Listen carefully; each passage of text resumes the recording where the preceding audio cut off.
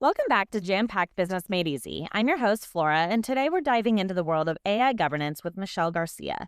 Michelle is the Director of Corporate Social Responsibility at Marathon Health, founder of Three Circles AI, and an advisor to universities and organizations working at the forefront of AI safety.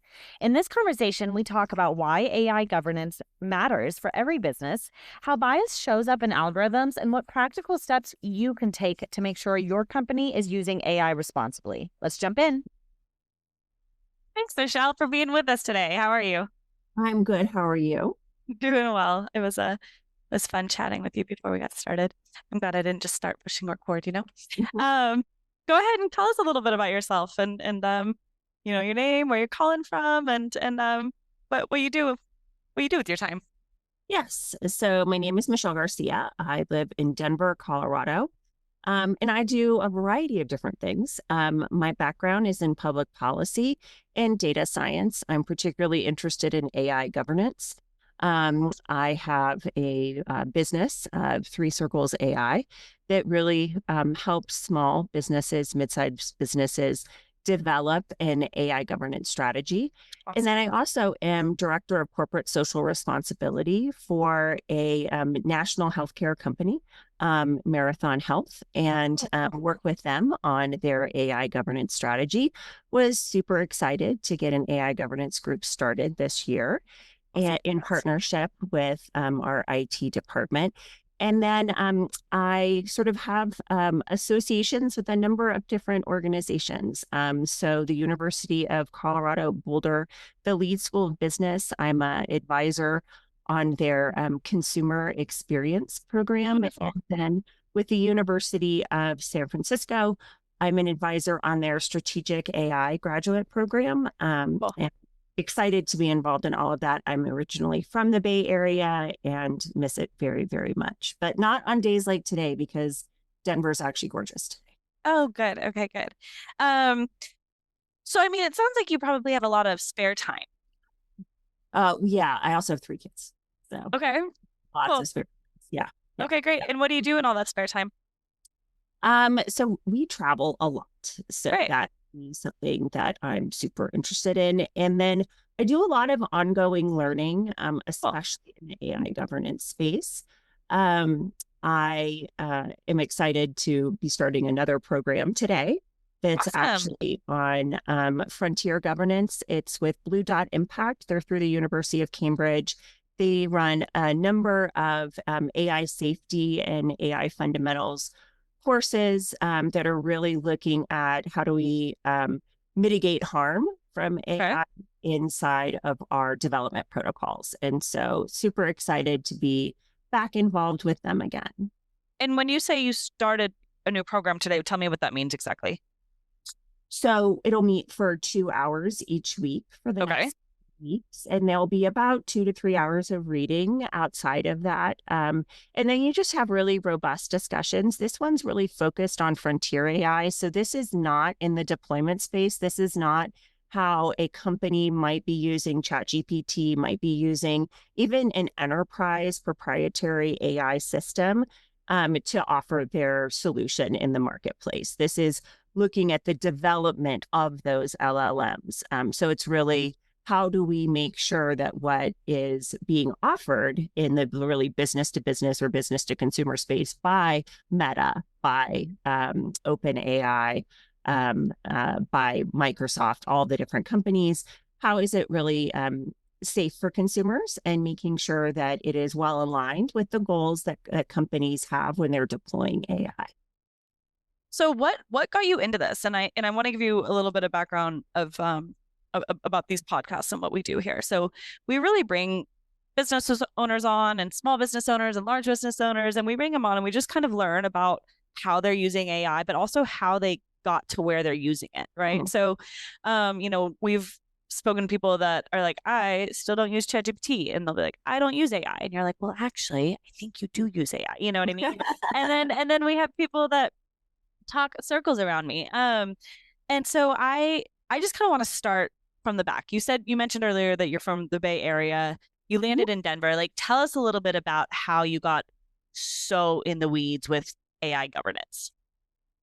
So, as I said, I kind of come from a public policy background. And so I am a Bay Area girl, went to Berkeley, and then went to UCLA for my master's in public policy, where I really got interested in social impact work. And so, really sort of the humanist side of public policy work. And How so? so I have worked in building more positive community relations among disparate groups. And so what does it look like? So I worked in Los Angeles for the city of Los Angeles for a commission that was started after the Watts riots in the 1960s, but not given funding until the civil unrest of the 1990s. And so I know, right? Interesting. Create a commission. Nice band-aid. Don't have any people work there for decades. So, but then worked with a really great group of people under the leadership of Rabbi Freeling, who had really kind of put an end to the unrest in the 1990s, working in a multiracial, multi-ethnic, multi-religious coalition to really get people focused on community shared values and finding new ways to bring people together and create more equitable systems. So that's So what I'm hearing you say is you studied public policy and you kind of got boots on the ground experience working in LA for a community project. And then, how did you kind of get back? What was the next step from there? Because this is still, I'm seeing the connections, but it's not a complete clear leap yet. So I've actually lived all over the country. I worked for the Anti-Defamation League in New England, in Boston, and same thing, doing municipal anti-hate work and making sure that communities have ways of addressing harm in their space. And then moved to Alabama and worked for the Southern Poverty Law Center for many years. Again, really looking at, how can communities experience sort of more equitable outcomes and more equitable distribution of resources. So I started reading books. That's how I get to AM. But before then, even, how did you find successes there? How were you able to kind of quantify successes like in those roles? Yeah. So, definitely working with municipalities. I would kind of come in after they would be subject to a hate incident. You would have different extremist organizations who would either graffiti or they would distribute disturbing leaflets to homeowners and citizens in the area. And then working with their municipalities to, one, make a statement that their town just doesn't welcome that type of extremist sentiment, and then creating programming that helps people sort of come together on, again, it's really sort of those shared projects that are not related to any one particular background, philosophy or identity, but really are sort of core to our shared civic values. And so we would have different programs that would bring community partners together. We would offer everything from workshops, community get-togethers, community fairs, health fairs, really depending on what they needed. And then my work with the Southern Poverty Law Center was really focused in the education area. And so how do we better equip our teachers and how do we equip our teacher trainers to deliver sort of the maximum high quality learning opportunities for all students? And so what does that look like in terms of structure, in terms of curricular content, and then actually producing movies on different areas? It's much different now, I will say. So back in the 1990s, when things got started with like teaching tolerance, which is now called Learning for Justice, there actually wasn't a lot of representation in what was available for students in the K-12 context. That is not true today. Today, we have a plethora of identities that are represented across our curricula at all different grades. That just wasn't done, 25 years ago. And so it might seem like this work wouldn't need to be done, but at the time, it very much needed to be done. Yeah. And so that's really sort of what the work was. And then in working with teachers after a while, it really became throughout the 2010s. You saw a standardization of what teachers were able to deliver inside of the classroom. And then it really became something that was driven by the technology that was being used in the classroom. And then I went back into municipal work for the city county of Denver, and it was very clear that we were using algorithms and AI to provide services to our constituencies without the understanding of what it actually did. And so I read a couple books, Automating Inequality and Algorithms of Oppression, that very much made me feel as though we did not have the regulatory structure inside of our cities and our states to be effectively serving our constituents with the use of AI, that it's super important. We definitely want to lean into automation. However, there are necessary checks to make sure that what we're putting in doesn't automate inequality or become algorithms of oppression, right? And so that's when I started by taking a certificate class with MIT on big data and social analytics, and then moved on from there to get a master's degree, because you really do kind of have to build a pretty solid understanding of neural networks and machine learning to, I think, effectively regulate it. And so that is what I have really been focused on now. There's not a lot of space in the federal and state bureaucracies right now for people to work directly on AI regulation. That was kind of my question. Like, what support are you getting in this role particularly? Like, how are you getting supported? So I think that right now, working through advocacy organizations or sort of collective consciousness type, and whether that is through EA or through open philanthropy, is really supporting a lot of different AI governance structures, including sort of Blue Dot Impact. Right now, there's a lot of just sort of the knowledge sharing. In my capacity, sort of as someone who works in corporate social responsibility in the corporate world, the opportunity I see there is for greater alignment with our corporate social responsibility goals, right? We're trying to create inclusive structures. We're trying to make sure that we don't repeat past harms. We don't replicate historical biases. Well, that means that we have to have data sets, that we understand the data provenance, that we understand how it's being cleaned. We understand. So sorry to cut you off. I just want to make sure you're basically, you're still very much in this role of of guiding people what's right or wrong, right? Hey, this is how we're good to people. This is not being nice to each other. So we're still in that. However, now everyone's kind of relearning this, or they're not relearning. They're having to relearn those niceties through this new technology that we're all adapting.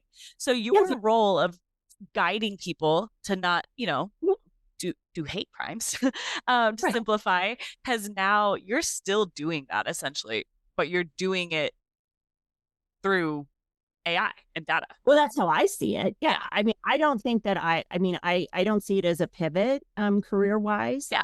Definitely think that I'm still doing the same human relations work. It's just now the computers are involved. Totally. And so it's understanding the ways in which we're replicating those historical and present biases inside of our automated decision services, right? So part of it's data. And so the three circles, right? So part of it's data, and then part of it's systems and the model. How are we weighting things? Do we have third-party testing? Are we validating outcomes? Are we doing that? And then the other is the people. And how is this impacting people? Who are the people who are involved? Do we have a human in the loop process? Do we have a scalable solution if we do have a human in the loop process? And what are the ways in which people are still prioritized inside of our decisions and by those decisions? And so those are sort of like the three areas that I think make sense as we look at how we sort of build out our regulatory systems, but coming at it from I think, corporate social responsibility or a constituent social responsibility perspective, if I was still in city, county, or state work, I think we're really focused on the first do no harm, right? So before we put in a system, we really have to make sure that it's not accelerating existing inequities. And so I think that Automating Inequality was a really great book that sort of started looking at that. And the professor who wrote it is a sociologist, not a computer scientist. But it was really looking at the ways in which, for example, Allegheny County, which is Pittsburgh area, their Department of Child Welfare, CPS, the folks that make sure that families are safe and healthy, that they put in a new automated scoring system that used information that had historical contacts with social services. And that is something where, 20, 30 years ago, you certainly saw very high levels of racial bias in terms of initial contact and out-of-home placement inside of social services. And so when that is one of the weights inside of your model, then you're going to get disproportionate results. And so that's what happened. And so then looking back, is it the data? Is it how we've constructed the model? Is it how we're deploying the model? Is it the training that we've given people? And there's really examples of that. VI Spadat, the homeless service system that's really used across the country. They found a really significant racial disparity, and it was in how the questions were asked is what they found. So it's really a people training system. So a lot of these sort of, automated and algorithm powered systems can only take in the information we give them, and they can only process it according to how we tell it and the rules. And if we're not super conscientious about that information, we end up replicating harm in ways we didn't mean to do. So we need to train the AI better. We need to train the AI better. We need to train people who use the AI better. And we want alignment, right? AI alignment is really focused on making sure that our intended goals through the deployment of whatever AI match our actual and our realized goals. And so if we're seeing that we have disproportionality, then that's an inefficiency that we don't want in the system, because of course, that means that we are, and it potentially, exposes us to risk as a company. So we want to avoid that too, but also just being, a good corporate citizen or, a good purveyor of services to constituents. We just want to be sure that we are implementing systems that don't mistake efficiency, sort of in the pursuit of efficiency, that there's additional harms that are created. So thank you for that information, and I would love to learn more about that case study you mentioned about in the Philadelphia area. Where could I learn more about that? Pittsburgh. And it is one of the things, if you look at Automating Inequality, that book, it's outlined in that. But there's tons of examples. So Optum, which is a subsidiary of United Healthcare Group, they looked at an AI system that would prioritize their customers for referral to specialists.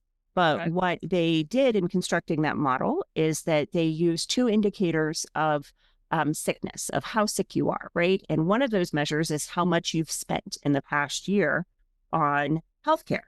And well, we can guess all that might be biased. The second that they did that really, sort of pulled the trigger in an unfortunate way, is that they looked at how many times you'd been to the doctor. But there is a, historic marginalization and, experience it's directly correlating between access to health care and how sick you are. And I don't realize that lots of people are sick and don't have access to health care and don't have the funds that they need to access that health care, right? And so I know it's so crazy, but they put it together. They did not fully deploy it because they did have really good AI governance checks. So they were able to find that, oh my gosh, this has a significant level of racial bias. And so what they found is that of the patients put into this system, Black patients should have been referred to specialists like 46% of the time, but they were only referred to specialists 17% of the time, which you can imagine that's a huge number of people potentially not getting the specialized advanced care that they need to slow their disease progression, to, find a cure, right? So they're an example of this is why we need good AI governance, and they had good AI governance because they did outcome-based testing, they did bias testing, they evaluated their model, and they really had sort of those protocols set up so they didn't go to full deployment, but they still spent $40 million on it. And that's not great, right? Yeah. No, Michelle, you hit a chord. My daughter is undergoing chemo. We live in Panama, and you said you traveled a lot. I don't know if you've ever been here, but we live in about an hour away from the Costa Rican border. And she's been undergoing chemo here, and because we're citizens, she has been going to the public healthcare system, and it's been the most like incredible experience ever. But we're part of this very rural public hospital in Panama, right? And so I share that with you because you just struck a chord when you talk about access to healthcare. It's like, we are experiencing it without insurance. And anyway, I share this because there's so many people that don't go get healthcare until it's detrimental because they didn't have the resources to get there bare minimum. And that's not just here in my little hospital, it's worldwide. And then you add the level of fighting with insurance that the States has, and it's just, man, that is a big deal. And so, I mean, props to Optum for figuring that out, because I mean, that's saving lives. It is. Yeah. It's hard to pivot from something you've spent $40 million on. Right? Because that's an investment that you really thought was going to create efficiencies for your business. So I hope your daughter is well. Totally. And that progressing as it should. And I love these podcasts because your and my day looks so different than the person who's listening to this, right? And I kind of come back to this idea of like, we talk to people that are like, I don't use AI, right? And then we talk to people that are, talking about AI probably in their sleep, and anywhere in between. And I love that you're able to come on here and speak at such a high level, but to something that is that involves so many, right? And it's not just this black and white, you're in this fancy office doing things. You're actually connecting them together and helping large corporations do good. Yeah. Well, so I love the company that I work for as director of corporate social responsibility. So Marathon Health is we partner directly with employers, and we provide on-site, near-site, or network-based clinic care for their employees at no cost to the employees. And so it's exactly what we're talking about, is that there is this gap that I have insurance, right? Because I'm employed, but I don't have the money for a copay. I don't have the money for it. And so that stops people from managing their chronic conditions, right? Yes. Or even dealing with it, even going through the loopholes of trying to figure out how to get a specialist. Right. And so we can actually keep people from even having to see specialists if we can get them in the health center at least once a year. And then if we can get them to come back quarterly if they have a chronic condition. And so we're able to help people manage their chronic conditions, slow their disease progression, realize better health outcomes. And it's because we're removing, just like you said, it's that first barrier to care. It's the access. And so we're very thoughtful about the way in our business solution about how we use AI, because we certainly don't want to increase any barriers. We don't want to create any issues with access to care, because we're providing care to a lot of, folks that are in manufacturing facilities. They work in rural areas. They don't have other options. They're working in farming communities. And so making sure that we provide really, an exceptional level of care for all patients, and that we don't include systems that might create, additional barriers that people don't need to encounter, especially with healthcare, right? Well, and Michelle, I feel like I could sit here and poke you all day because I'm so impressed by you. You're so living and breathing this. And I'm really glad. I'm sorry that we didn't spend more time on Three Circles. And I feel very fortunate to have given you the opportunity to really connect the dots behind your story, because you obviously know it. And I just hope you give yourself enough credit to kind of share that with others around you, because what you're doing is really, really cool, big stuff. And it's so cool to talk to someone who's so in this. Well, thank you. I appreciate that. And yeah, I mean, sort of essentially the three circles are just what I said. It's data, systems, and people, and just helping companies really figure out what their go forward plan is on creating an AI governance structure that works for the size of their business. Because it matters. How do they know they need that? Well, I would say all businesses actually need, if you're using AI, you should have an AI governance structure. And there are really four things that influence what that's going to look like. And that is where you're located and where you're doing business, really, because the EU AI Act is going to be nearly fully implemented. And if you have customers, like even online, you have customers in the EU, you're subject to the EU AI Act. Same with the UK AI Act. What are those? Tell us about them. So both of those are really consumer facing. They ask that there is data protection, privacy protection, and that systems that are rated high risk. So this is an AI system that is potentially impacting hiring decisions, promotion decisions, allocation of essential resources, or healthcare. So those are kind of what are considered really high risk, high impact systems, because if there are disparities inside of those, they can have real world consequences for people, right? And so if you are a company that is using any of the sort of either AI in your enterprise tools like Copilot or Gemini, if you have created your own machine learning optimizations for your customers, or if you're using proprietary, you're paying for a asynchronous interview application, or you are paying for a medical claims billing application. AI is everywhere. So that you understand, one, are those high risk in the way that you're using them? If they are high risk, do they have bias testing that's available for your company? A lot of them do at this point. So you're able to put that in. So first of all, it's just the awareness of, so what does it look like for me? Am I a developer? Am I a deployer?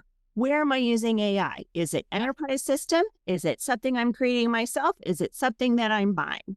And then, are my customers, are they going to ask, if you're in a business to business solution? I know like for the healthcare company I work for, that we work with international auto manufacturers, especially the European based companies. They expect you to have a plan on AI governance, and they're going to ask you for that plan. And so if you're a mid-sized business who's looking to scale or looking to get international customers, you're going to have language that meets what's necessary for the EU and the UK AI Acts. Interesting. But also, we have stuff happening in the US right now. So, I was just about to ask, is the US caught up? Like, are they? Oh, is there an act? Okay. I didn't think so, but okay. No. But so in the US, we actually have in Colorado, we have two pieces of legislation that are AI focused. One is Senate Bill 21-169, and that's really focused on insurance. So insurance companies, and these are not located in Colorado, these are doing business in Colorado, because again, they're consumer facing regulation. So it really asks that you've done some type of bias testing to make sure that protected classes are not being harmed by whatever you're deploying. And that could be claims processing, that could be claims denials, that could be scope of coverage, that could be denial of coverage, like all of those things. Are there disparities that we see? And are those disparities explainable by something other than association in a protected class? And so that's one that's already in effect. Now, what's going to impact all businesses who have any Colorado-based consumers starting July 1st of 2026 is SB 24-205. And that looks at any business. They need to have a risk calibration. So they need to know if they're using AI, are they high-risk systems?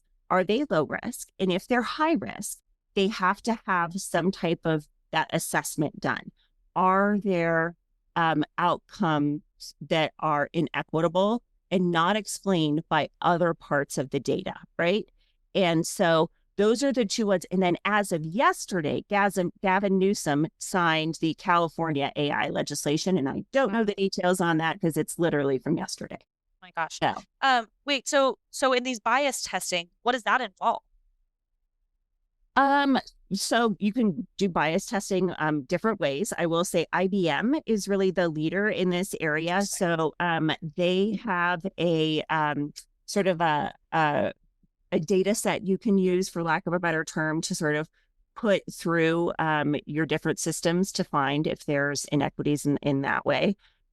You could also test from sort of using internal sample synthetic data that mirrors the population that you're working with. Different, again, proprietary software, they will have their own bias testing available. So I can explain it from just sort of my own past as a data scientist. Yeah. How are you making this connection? Yeah. So, well, because I don't want to use anyone else's data. So I'll talk about the publicly accessible data. So Stanford did a study of all California highway patrol stops to see if there was a racial disparity, right? So they looked at, is there a disparity in people getting pulled over, people getting pulled out of the car, people, the car getting searched, and people getting arrested, right? So I just replicated their study using Colorado data, and I focused on gender. And what you find is that men get pulled over a heck of a lot more than women do, like 2/3. But 3/4 of those who are arrested are men. And so you can say, well, gosh, if the men are experiencing these increased arrests, it kind of seems like there's an issue with inequity or a disparity that really preferences women. Well, so how do you make sure that's not true? Well, you look at the speed at which they got pulled over, and then you find, wow, so men don't get pulled over until they're going about 10 miles faster than women. And so there isn't a disparity that's based on gender. The disparity is based on how fast the genders drive, right? And so you would have to get to the level of bias testing that you not only see, hey, there is a real difference between these, but why is there a difference? And can we look deeper? And if they're going faster, if they're changing lanes, if they're driving erratically, if they have higher levels of obvious substance impairment, that would very much explain why there's a disparity in arrests, right? And it's not based on people being anti-man, right? It's not some misandry thing where people are just have it out for guys when they're driving. There are reasons, and we don't know what those reasons are because that isn't really our business of what the reasons are. I don't know what it's related to. It could be socialization. It could be hormone. It could be impulse control. It could be the amygdala. I don't know. But what we see in the observable in the data is that men get pulled over more frequently and they get arrested more frequently. And that is because they drive faster. That makes sense. That's it. That is how you do a bias test. So if someone's listening to this and they're like, maybe I don't really know where my company stands with our AI, or actually it is kind of on our list to prioritize this more. I think there's a need. What is this like? What does it look like to work with you? Well, to work with me, you can certainly just get in touch and I'm happy to engage. To get started on your own, which I would actually encourage everyone to do, is do inventory. So all you have to do is figure out, what AI am I currently using? That is the first step on the path to good governance. What am I currently using? And it's surprising because once you start your list, the list is going to double, because people are like, oh, I use ChatGPT, I do a little this. Oh, but I didn't realize that in my Microsoft Office, that when it's providing the sort of the language in your email, that's generative AI. And so that would be something that you're just going to want to make note of. But then it's also your use cases. How am I using those different things? Because you can use a low risk system in a high risk way.